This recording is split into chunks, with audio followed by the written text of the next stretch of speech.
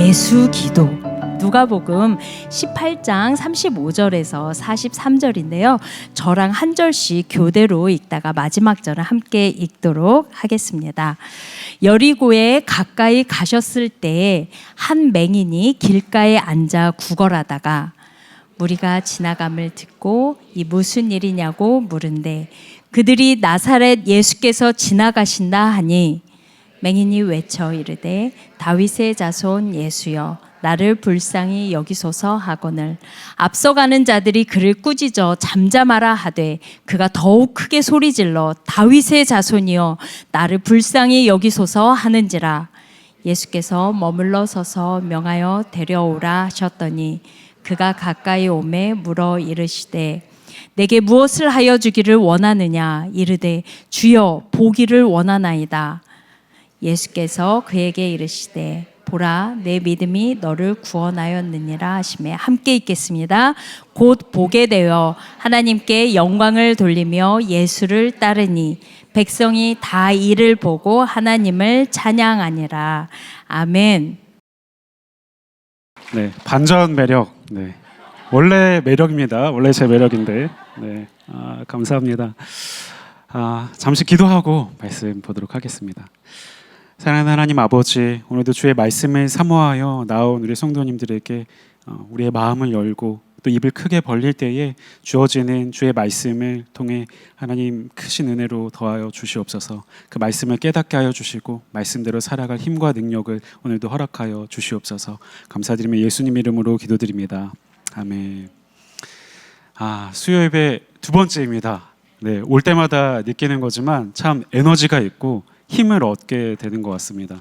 찬양부터 얼마나 뜨거운지 제가 뒤돌아보진 않았지만 그 느껴지는 그 열기가 저의 가슴을 막 뛰게 하는 것 같아요. 그래서 찬양부터 저도 은혜 받고 시작하니까 참 예배가 은혜로운 것 같습니다.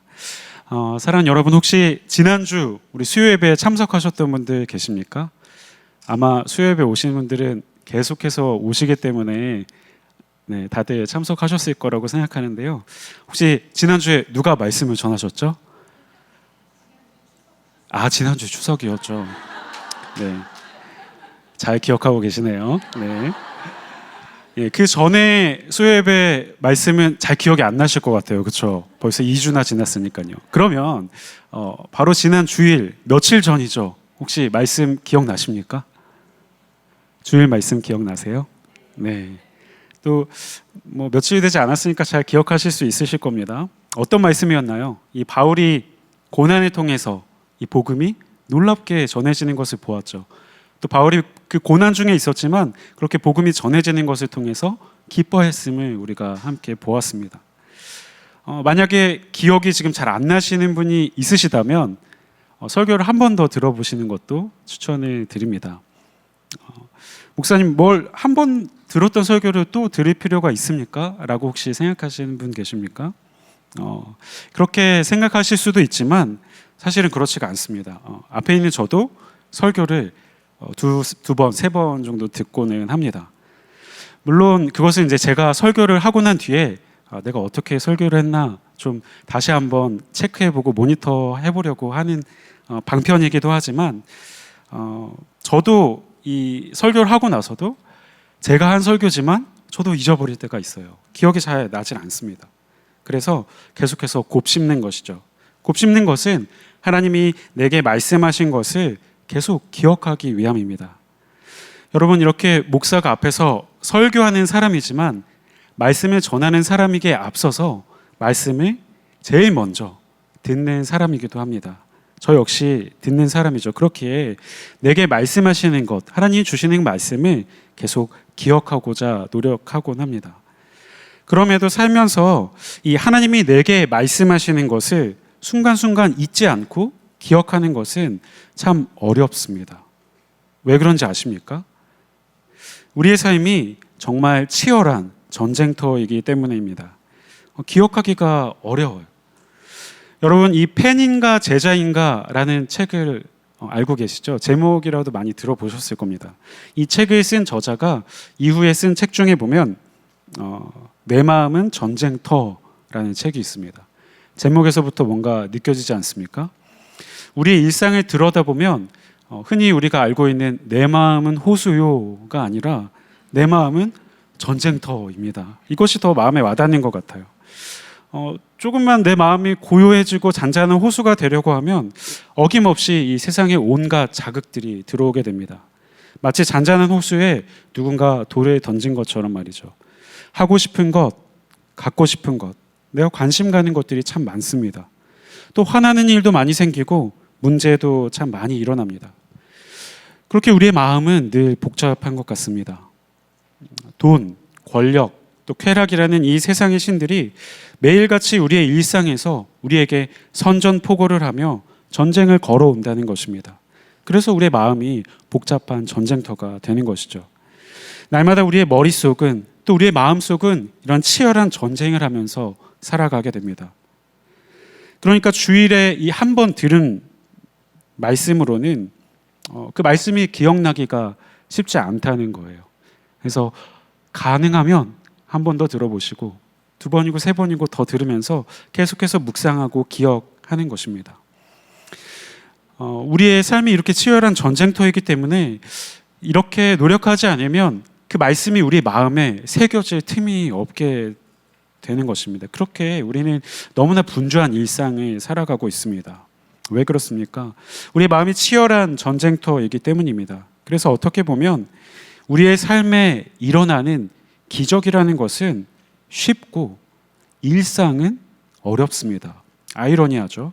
왜 그렇습니까? 기적은 누가 행하십니까? 하나님이 행하시는 것이기 때문에 쉽다고 할 수 있습니다. 그러나 우리가 살아가는 이 일상은 전쟁터 속에서 살아가야 하기 때문에 우리에게는 어려운 일이라는 것입니다. 우리의 일상이 참 복잡합니다. 이런 복잡하고 치열한 일상에서 하나님의 말씀을 기억하며 승리하기 위해서 성도에게 반드시 필요한 것이 무엇입니까? 우리가 한 달 동안 주제로 갖고 말씀을 듣고 있는 바로 기도입니다. 여러분, 기도에는 별명이 있는데요. 우리 수요 기도 예배에 나오신 여러분들은 잘 아실 거라고 생각합니다. 바로 기도를 영적 호흡이라고 부르죠. 바로 이 말씀 때문인데요. 우리가 잘 아는 말씀입니다. 우리 데살로니가전서 5장 17절 말씀. 쉬지 말고 기도하라. 쉬지 말고 기도하라. 잘 아시는 말씀이죠. 엄청 짧은 말씀인데 이것을 우리가 따르기에는 불가능해 보입니다. 쉬지 말고 기도하라니. 그 다음 말씀이 18절의 말씀에 보면 이것이 너희를 향한 하나님의 뜻이니라 이렇게 말씀하셨습니다. 그래서 기도가 영적인 호흡이 된다는 것입니다. 여러분, 우리가 일상에서 쉬지 않고 하는 게 있다면 무엇이 있습니까? 호흡, 맞습니다. 네, 숨쉬기, 우리 호흡하잖아요. 누구나 숨을 쉽니다. 운동하는 걸 그렇게 싫어하는 사람도 이 숨쉬기 운동은 하면서 살아가고 있지 않습니까? 만약 숨쉬기 운동조차 싫다고 해서 5분만 만약에 이 운동을 멈춘다면 금방 주님을 볼 수 있게 됩니다. 네. 숨을 안 쉬면 그렇게 되죠. 그래서 우리는 숨을 열심히 쉬면서 살아갑니다. 근데 이 말조차 좀 이상하게 여겨지죠. 숨을 열심히 쉰다니.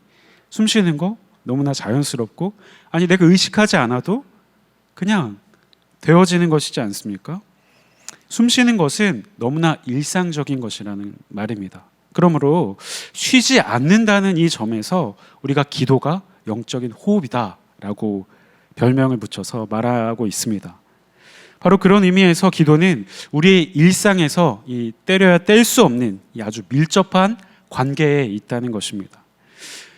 사랑하는 여러분, 여러분은 호흡하고 계십니까? 그럼 영적 호흡이라고 하는 이 기도하고 계십니까? 네, 이 질문을 하는 것조차 좀 이상하기도 합니다. 당연히 여러분들 기도하고 계실 것이기 때문에. 그런데 기도를 한번 해보면 이 해본 사람은 알게 되죠. 기도가 생각보다 쉽지 않다는 것을요. 기도는 영적 호흡이라고 하는데 이 쉬지 않고 기도하는 것은 일단 좀 논외로 제쳐두고 기도 자체가 좀 어려운 것 같습니다. 이것이 얼마나 어렵냐면 우리가 기도를 좀 하려고 생각하면 일단 시간을 좀 내야 되는데 기도할 만한 이 장소가 좀 있어야 되는데 그것이 좀 쉽지가 않습니다. 기도 일상 중에서 우리가 살아가는 일상 중에서 기도할 시간을 빼는 것, 또 기도 처소를 찾는 게 또 쉽지가 않아요.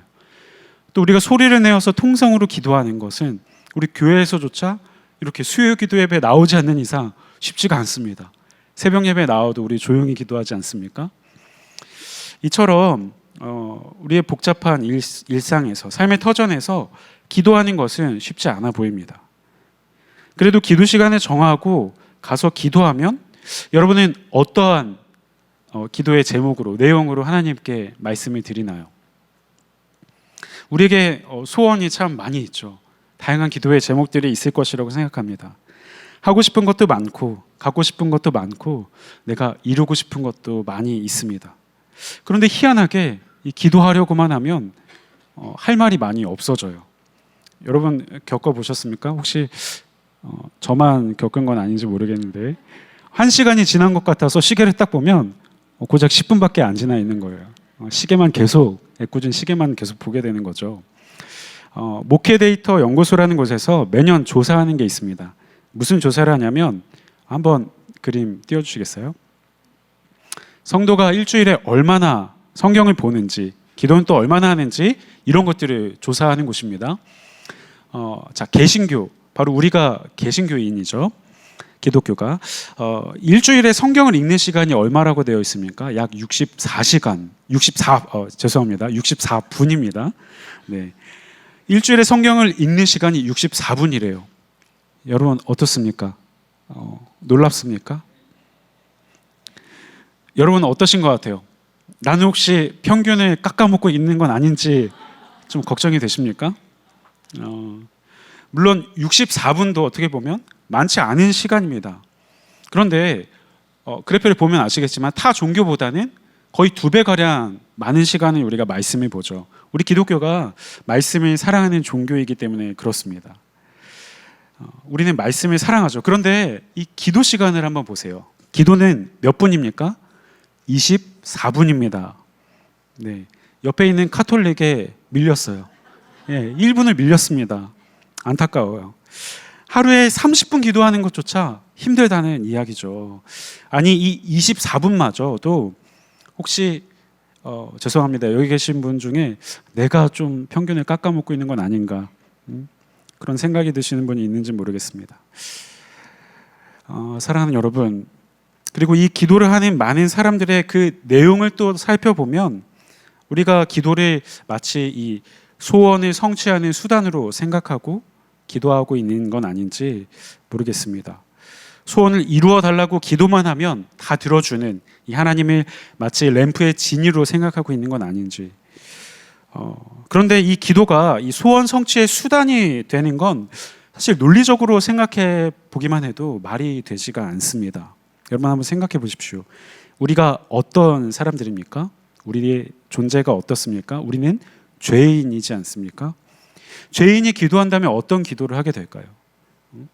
때로는 좋은 것을, 하나님 보시기에 좋은 것을 구할 때도 있겠지만 우리는 죄를 구하게 될 것입니다. 성도라고 해서 기도 제목이 다르겠습니까? 여러분 세상과 다른 기도 제목들로 기도하고 계십니까? 많은 경우 세상과 대동소이할 것입니다. 맨날 우리가 하는 기도가 무엇입니까? 하나님 아프지 않게 해주세요. 이번에 시험을 보는데, 내 자녀가 시험을 보는데 이 시험에 꼭 좋은 성적을 거두게 해주세요. 이번에 우리가 어디에 투자를 하는데 좀 좋은 결과가 있게 해주세요. 여기 청년이 계시다면 좋은 아내, 또 좋은 남편을 만나게 해주세요. 우리 부흥하게 해주세요. 이런 기도는 세상이 안 하는 기도입니까? 세상도 동일하게 하는 기도의 내용이죠. 다 하나같이 이 자기를 확장하고 자기 안에 이 죄성을 폭발시키는 그런 기도를 하고 있다는 것입니다. 그러면 하나님께서 그것을 왜 들어주셔야 하는 것입니까? 선하신 하나님이 이 죄인의 죄성에 마치 기름을 붓는 것과 같은 그 응답을 주실 이유가, 하등의 이유가 없다는 것이죠. 그래서 기도는 소원 성취의 수단이 될 수가 없습니다. 기도는 무엇입니까? 기도는 우리로 하여금 우리가 얼마나 죄인인지를 알게 해주시는 것입니다. 하나님이 없으면 안 되는 존재라는 것을 가르쳐 주시는 수단인 거예요. 주님의 긍휼이 전적으로 필요한 존재임을 우리에게 알려주는 것이 바로 기도라는 것입니다. 그래서 기도는 자기 부인의 수단이 됩니다. 하나님이 없으면 안 돼. 난 안 되고 하나님이 하실 수 있다. 그것이 자기 부인이죠. 그러니까 기도는 이 자기를 부인하는 그 자리로 우리를 이끌고 나아갑니다. 그래서 기도는 소원 성취의 수단이 아니라 자기 부인의 수단인 것입니다. 그런데 바로 이 부분에서 또 문제가 되는 것입니다. 이 말이 문제예요. 이거를 알게 되면 이걸 여러분 믿지 않습니까? 자기 부인의 수단이라는 것을. 그러면 우리의 기도 시간이 더 짧아진다는 거예요. 아니, 소원을 들어준다고 해도 기도를 내가 열심히 못했는데, 아니, 기도하면 할수록 자기 부인을 해야 한다니 더 기도의 시간이 짧아질 수밖에 없다는 겁니다. 예전에 한 청년이 저에게 이런 말을 했습니다. 자기가 이 복음을 더 깊이 알고 났더니 기도를 하려고 해도, 혹 어떤 착한 일을 하려고 하면 마음에 뭔가 탁 걸리는 것이 생긴다는 것입니다. 뭔가 기도를 하려고 하는데 마음에 걸리는 거예요. 이것이 혹시 내 의를 쌓으려고 하는 것이 아닐까? 복음을 알게 됐더니 그런 마음에 걸림이 생겼다는 것입니다. 여러분, 바로 이것입니다. 이게 잘하는 것이죠.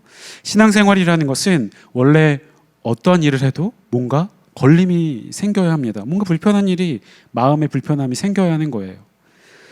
그런데 만약에 우리가 살아가는데 뭔가 일이 잘 되고 잘 풀리고 내가 이렇게 해주세요, 저렇게 해주세요 하는 기도마다 다 응답이 되는 것 같은 그 순간에 내가 마음에 걸림이 없다면 한번 생각해 보셔야 하는 것입니다.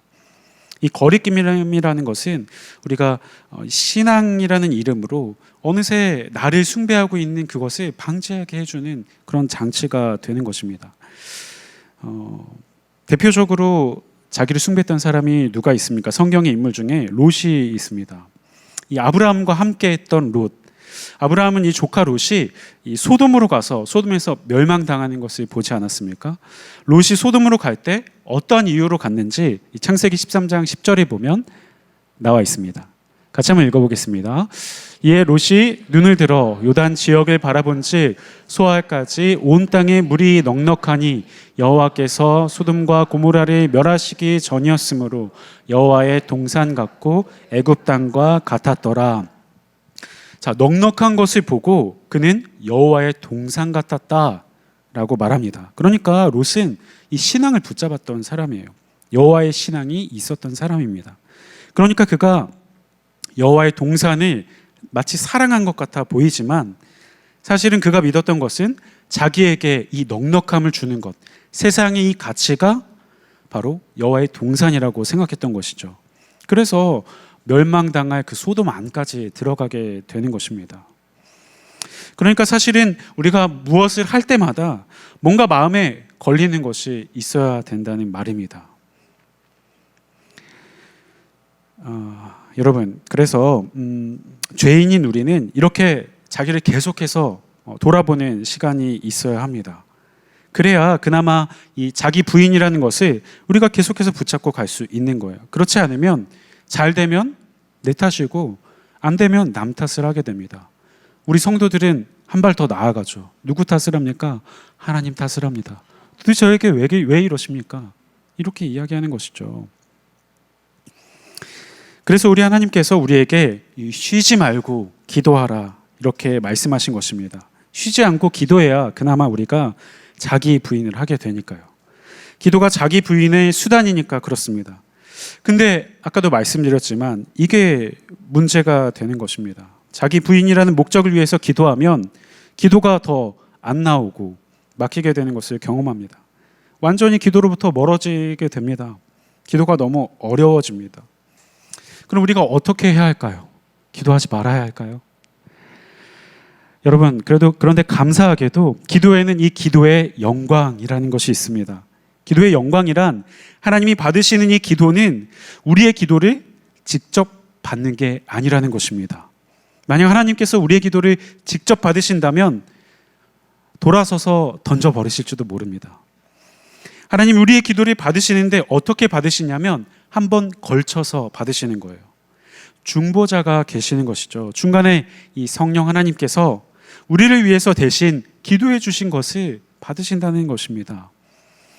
그러므로 성령 하나님이 마땅히 빌바를 알지 못하는 우리를 위해서 대신해서 단식하심으로 기도하여서 하나님께서 대신 전해주신 그 기도의 내용을 하나님께서 받으시기 때문에 우리는 걱정하지 말고 무엇이든지 구하면 되는 것입니다.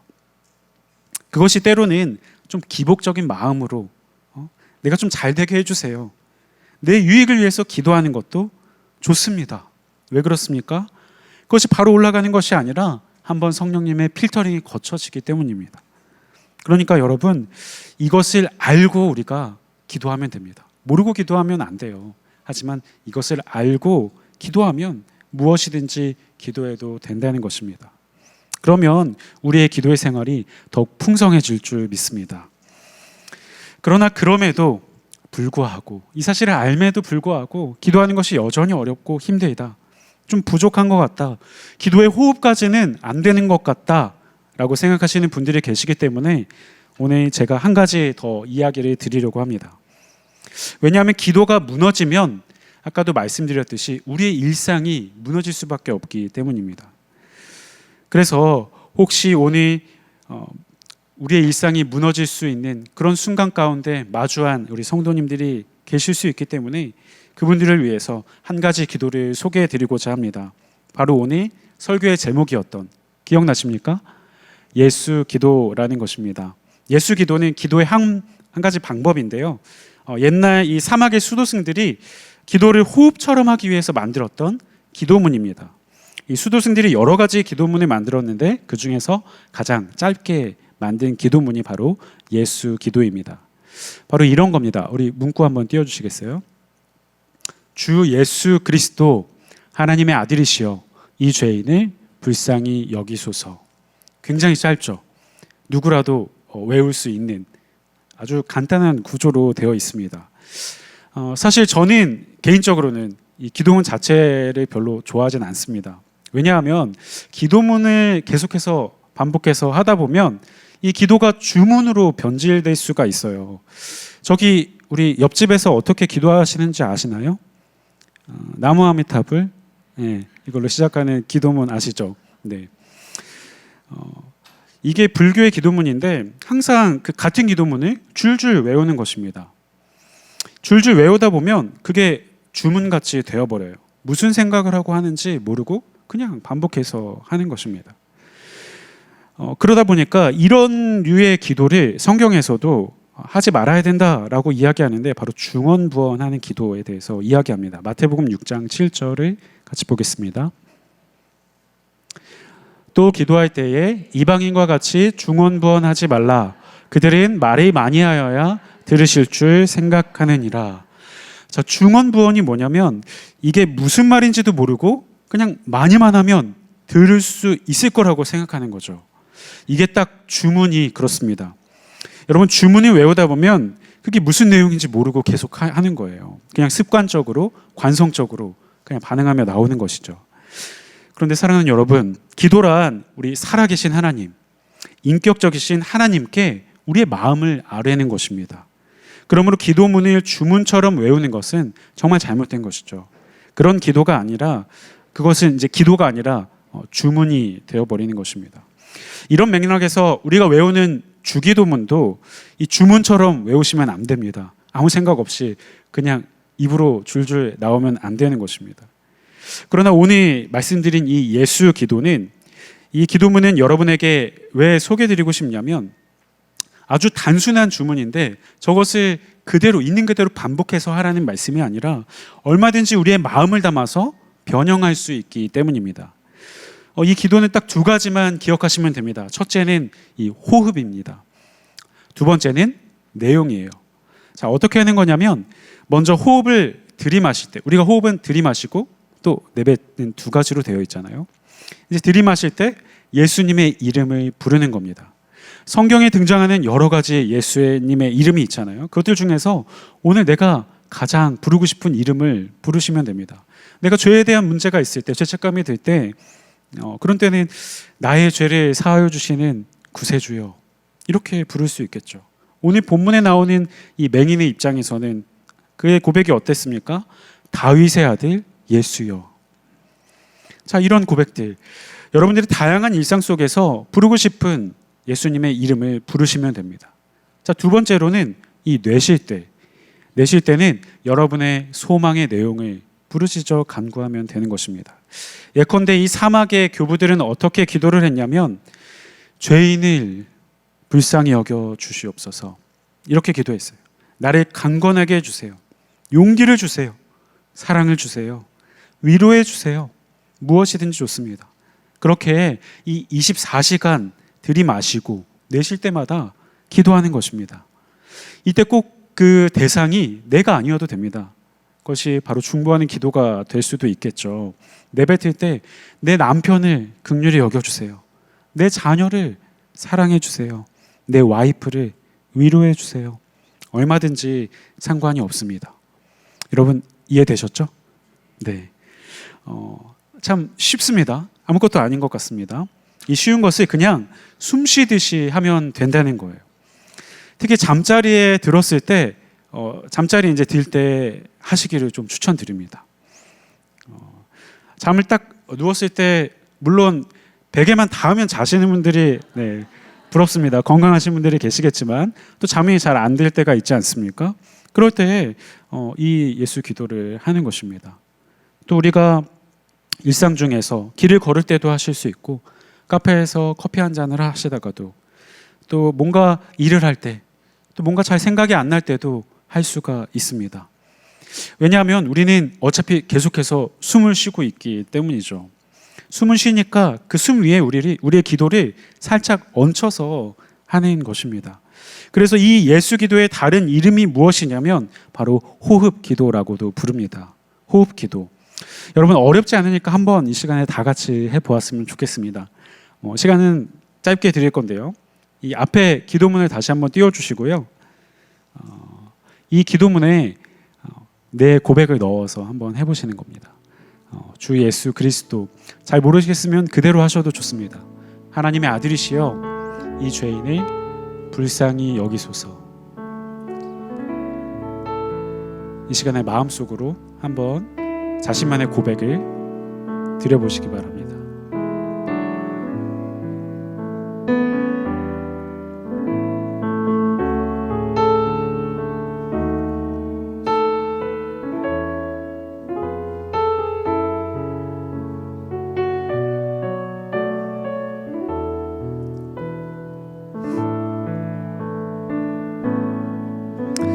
어떻습니까, 여러분? 전혀 어렵지 않죠. 네, 아주 짧은 순간에도 할 수가 있습니다. 자, 이 쉬운 기도가 우리의 어렵고 그 복잡한 일상 속에서 저와 여러분을 지켜주는 그 힘이 될 것입니다. 일단 저도 해보니까 참 좋더라고요. 그뿐 아니라 이 기도는 공증을 받았는데 아주 확실한 공증을 받았습니다. 많은 학자들이 이런 얘기를 합니다. 이 예수 기도를 가리켜서 동방정교회를 유지한 힘이다 이렇게 얘기를 합니다. 여러분 동방정교회에 대해서 알고 계십니까? 우리 사진 한번 띄워주시겠어요? 동방정교회란 우리는 이 서방교회의 역사를 가지고 있습니다. 카톨릭 배경이 있죠. 카톨릭에서 우리가 종교개혁을 통해서 떨어져 나온 것이 바로 개신교입니다. 그런데 보시면 빨간색이 이제 서방교회고 저 청색이 동방교회입니다. 동방교회는 이 콘스탄티노플, 예루살렘, 안디옥 이런 곳을 중심으로 해서 유럽의 동쪽으로 성장한 교회를 말합니다. 저 위에 이제 러시아도 포함이 되어 있죠. 지금 러시아 인구의 70%가 저 동방정교회 소속이라고 보시면 됩니다. 거의 국교의 역할을 한다고 봐도 되는데요. 그런데 이 기독교 역사를 한번 살펴보면 기독교를 우리는 이 서방교회를 말하는 걸로만 알고 계셨죠. 그런데 이 서방교회에는 시끄러운 일들이 아주 많이 있었습니다. 종교개혁 또 순례를 갔다 오신 분들도 잘 아시겠지만 교황권은 항상 그 권력의 전쟁에 노출되어 있었고요. 그리고 교리를 갖고 하는 이 싸움이 정말 끊이지가 않았습니다. 늘 시끄러운 일들이 있었어요. 상대적으로 이 동방정교회는 아주 고요했습니다.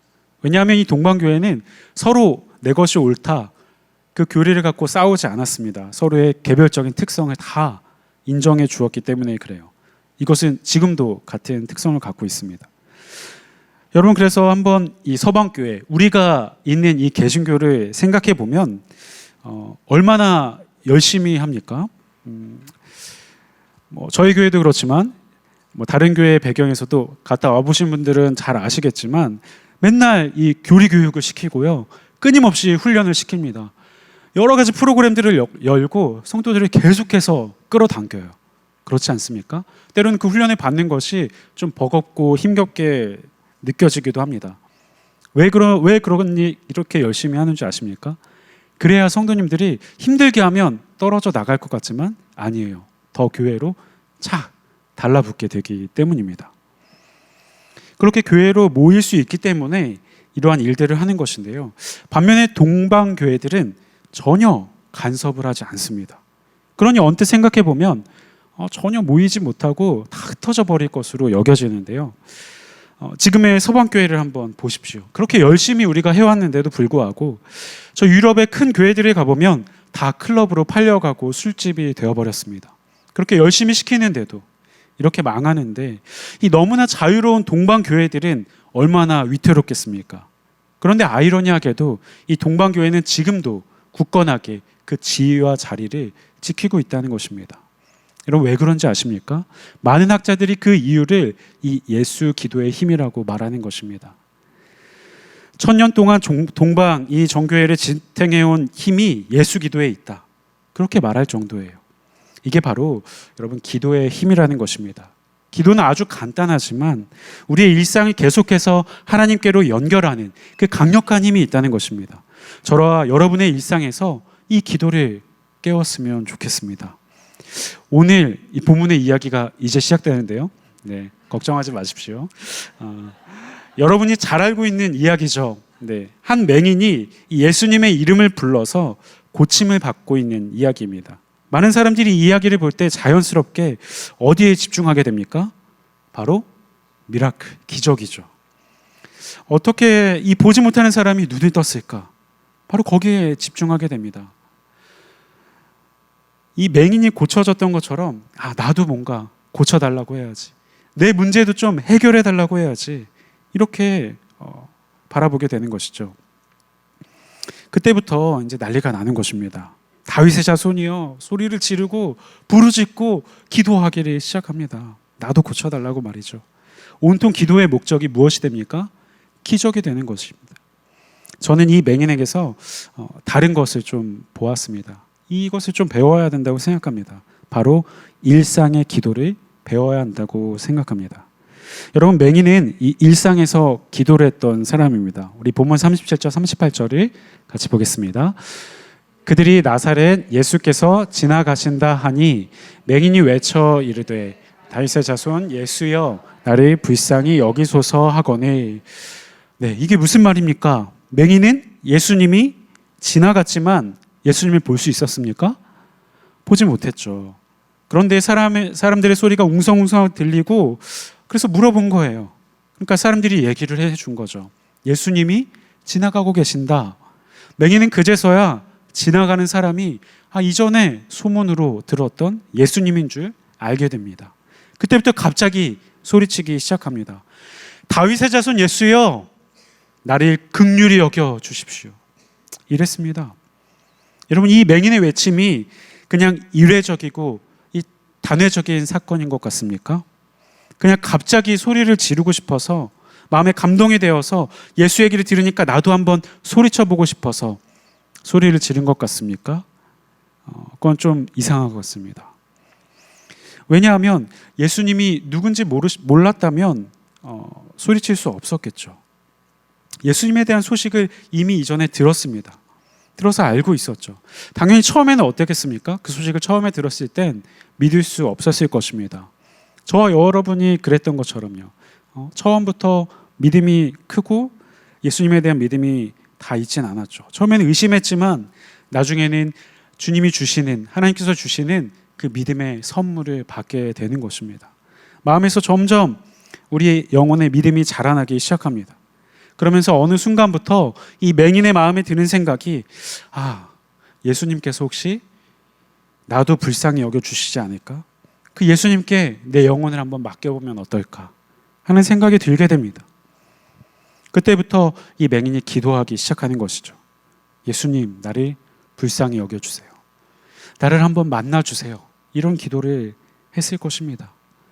그 기도가 나중에는 점점 확신으로 바뀌게 되었고, 그렇게 오늘 다윗의 자손 예수여 나를 불쌍히 여기소서라고 외칠 수 있게 되는 것입니다.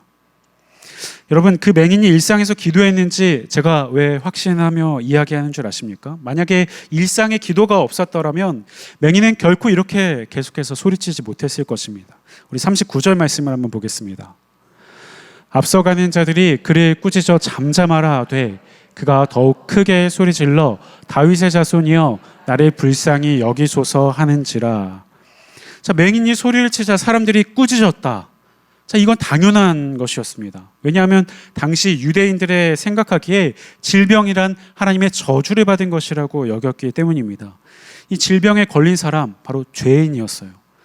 그러니까 이 보지 못하는 맹인이, 이 죄인이 이 사람들의 무리 가운데에서 큰 소리를 낸다는 것 자체가 말이 안 되는 일이었죠. 사실 그것을 용납해 준다고 하더라도 더군다나 지금 메시아라고 생각하는 예수님이 지나가고 있는 그 순간에 그 앞에서 소리치면 안 되는 것입니다. 그래서 사람들이 그 맹인을 꾸짖어 혼내는 것이죠. 조용히 해. 너 잠잠히 있어. 그런데 맹인이 어떻게 합니까? 더욱 크게 소리쳐 외칩니다. 그럼 그 비난에도 불구하고 말이죠. 여러분, 이런 반응은 이 맹인의 외침이 결코 이 우발적으로 단회적으로 일어난 외침이 아니라는 사실입니다. 그는 늘 마음속으로 기도하고 준비하고 있었던 것입니다. 어떤 기도였습니까? 다윗의 자손 예수여 나를 불쌍히 여기소서. 여러분, 그 기도가 무엇입니까? 그게 오늘 제가 여러분에게 말씀드렸던 바로 예수 기도입니다. 우선 예수님의 이름을 부르고 다음에 나의 사정을 주님께 맡기고 부탁드리는 것입니다.